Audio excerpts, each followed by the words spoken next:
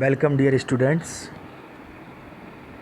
This is your 20th video lecture under the title Tropical and Subtropical Fruit Production HORT 503. Now the today's topic is irrigation management in banana. So we will discuss about irrigation strategies, irrigation techniques, water management in banana. Irrigation management भी बोल सकते हैं हम, water management भी बोल सकते हैं, strategies adopted during banana cultivation, irrigation strategies adopted during banana cultivation हम ये भी बोल सकते हैं।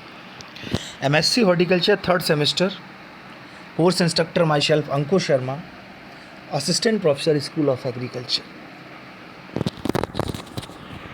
इरिगेशन मैनेजमेंट में क्या क्या आउटलाइंस हैं, किन किन आउटलाइंस के साथ हम वीडियो को स्टार्ट करेंगे या पूरी पीपीटी में हम आगे क्या पढ़ेंगे, उनका जिक्र हम आउटलाइंस में करते हैं। पहला है हमारा इरिगेशन, सेकंड है इरिगेशन शेड्यूलिंग, थर्ड है इरिगेशन एज पर NHB means national horticulture board, fourth है irrigation in tissue culture plants. Now the last is references. References वो होते हैं जो हम पूरी पीपीटी को बनाने में जहाँ जहाँ से जिन स्रोतों का इस्तेमाल करते हैं उनको हम ड्यू रिगार्ड देते हैं। तो इन आउटलाइंस के साथ हम आगे अपने पीपीटी को समझेंगे, वीडियो को आगे प्रमोट करेंगे। पहला है हमारा irrigation. Water requirement of banana varies according to topography, soil, climate, cultivar and type of culture। जो हमारा वाटर रिक्वायरमेंट है, जो जल की आवश्यकता है, पर्टिकुलर अगर हम केले की बात करें तो वो प्रायः भूमि की कैसी स्थलाकृति है, भूमि का क्या प्रकार है, वहाँ के एडाफोलॉजिकल फैक्टर्स कैसे हैं, light, temperature, relative humidity, altitude at sea level, wind velocity, वहाँ का पीएच, ये सब चीज़ों पर निर्भर करते हैं। कल्टीवार, प्राय बनाना की कैसी वैरायटीज़ है, बनाना की जो वैरायटी है तो वो साउथ इंडियन कंडीशन के लिए है कि नॉर्थ इंडियन कंडीशन के लिए है। प्राय condition to conditions edaphological factors change होते हैं तो वहाँ इरिगेशन की आवश्यकता बढ़ती घटती रहती। और टाइप ऑफ कल्चर, किस तरीके का कल्चर हमने इस्तेमाल किया है वैरायटी को ग्रो करने के लिए, तो उपरोक्त इन सब चीज़ों पर वाटर रिक्वायरमेंट डिपेंड है। If there is no rain, the plant should be irrigated immediately after planting। यदि optimum rainfall नहीं होता है तो the plant should be irrigated, तो पौधे को सिंचित कर देना चाहिए प्लांटिंग करने के तुरंत बाद। If there is no rain, the plant should be irrigated immediately after planting। The soil in banana plantation में जो soil है should not be allowed to dry completely। उसकी सॉइल पूरी तरीके से सूखनी नहीं चाहिए, कंप्लीट उसमें ड्राइनेस नहीं होनी चाहिए, वो वेट रहनी चाहिए। इससे ही उसका जो ग्रोथ एंड डेवलपमेंट है वो काफ़ी अच्छा बना रहता है। Bananas are grown both as rainfed crop as an irrigated crop in India. Banana प्रायः दोनों तरीके से रेनफेड क्रॉप, वर्षा आधारित, और इरीगेटेड जहाँ सिंचित, ऐसी दोनों कंडीशंस में हम बनाना को ग्रो कर सकते हैं। Wherever the adequate rainfall is not available, जबकि जहाँ पर ऑप्टिमम रेनफॉल मौजूद नहीं है, banana growers resort to supplement it with irrigation. Banana growers resort to supplement it with irrigation. Proper water management is essential for obtaining good yields in commercial banana. ये तो बनी हुई बात हर एक क्रॉप के लिए है, हम बनाना को इससे नहीं जोड़ सकते कि प्रॉपर वाटर मैनेजमेंट आवश्यक है एक अच्छी फसल की पैदावार को प्राप्त करने के लिए। कॉमर्शियल लेवल पर वाणिज्यिक उत्पादन के लिए प्रॉपर वाटर मैनेजमेंट का होना बहुत ज़रूरी है। इन ओल्डन डेज, पुराने दिनों में bananas were irrigated by using flooding system और basin irrigation system, wherein depending upon the moisture retention capacity of the soil। Irrigation is scheduled as once in 3 days twice in a week, 1 in a week likewise. तो जो बताया गया है कि पुराने दिनों में फ्लड सिस्टम और बेसिन इरिगेशन के द्वारा इसकी सिंचाई की जाती थी, वहाँ की मॉइस्चर रिटेंशन कैपेसिटी कैसी है सॉइल की, उस हिसाब से फिर उसको शेड्यूल किया गया 3 दिनों में, फिर 2 दिनों में, मतलब 3 दिनों, मतलब वीक के 3 दिनों में, ट्वाइस इन अ वीक 2 दिन वीक में, once in a week likewise, हफ्ते में एक बार, जहाँ जैसी आवश्यकता है, जहाँ की सॉइल मॉइस्चर रिटेंशन कैपेसिटी जिस हिसाब की है, उस हिसाब से फिर इरिगेशन को मैनेज किया गया। नेक्स्ट स्लाइड में हम देखेंगे, banana being a mesophyte requires a huge amount of water. Mesophyte होने के कारण जो मीज़ोफिटिक प्लांट्स होते हैं, उनकी ऐसे समझ लो कि जो वाटर रिक्वायरमेंट होती है वो एज़ पर और प्लांट्स की अपेक्षा ज़्यादा होती है। Requires a huge amount of water because of the large foliage area and moisture content of the pseudo stem. आपने देखा होगा बनाना के प्लांट में, चाहे उसका स्टेम देखो, चाहे लीफ देखो, चाहे कुछ भी उसका देखो, उसमें कहीं ना कहीं पानी, वाटर सबसे ज़्यादा होता है। आप उसको तोड़ोगे, उसमें कुछ ना कुछ करोगे तो उसमें पानी निकलेगा। तो ऐसी कंडीशन के लिए, उसके पूरे वृद्धि विकास के लिए पानी की बहुत ज़्यादा आवश्यकता होती है। The consumptive use of water increase the consumptive use of water increased with increase in available soil moisture level. The total water requirement varied from 1841 mm to 2150 mm for the various conditions. The per day consumption of water varied from 4.81 to 6.11 mm. दोनों conditions आपके सामने लिखी हैं। Total water का requirement ये है, per day का requirement ये है। The daily water consumption was greater at higher moisture regimes. The total number of irrigation ranged from 22 to 78 of the various treatments. 22 से 78 सिंचाइयाँ तक जो है बनाना के क्रॉप में देखने को मिली हैं, क्योंकि वाटर लविंग प्लांट है। Maintenance of high soil moisture level, high soil moisture level को मेंटेन रखने के लिए फ्रिक्वेंट इरिगेशन की आवश्यकता होती है with less quantity of water per irrigation, where as the low moisture regimes required less number of irrigation with more quantity of water for each irrigation. Now the next slide is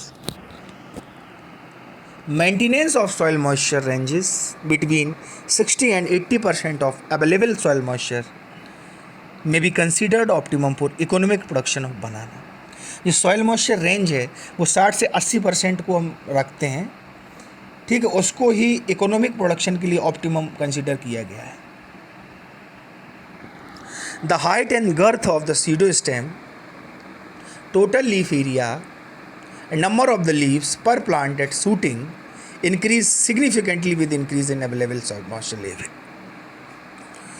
The phylacron means the time interval between the production of successive leaves, जिसको कहते हैं phylacron, was high under dry condition.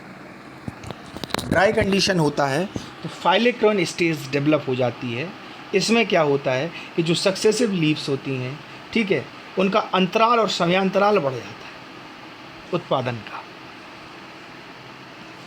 Sucker production was not significantly influenced by various treatments. The bunch weight and the character associated with it were significantly increased with increasing soil moisture availability. Total soluble solids, reducing sugars, total sugars and acidity of fruits increased significantly with dry soil conditions.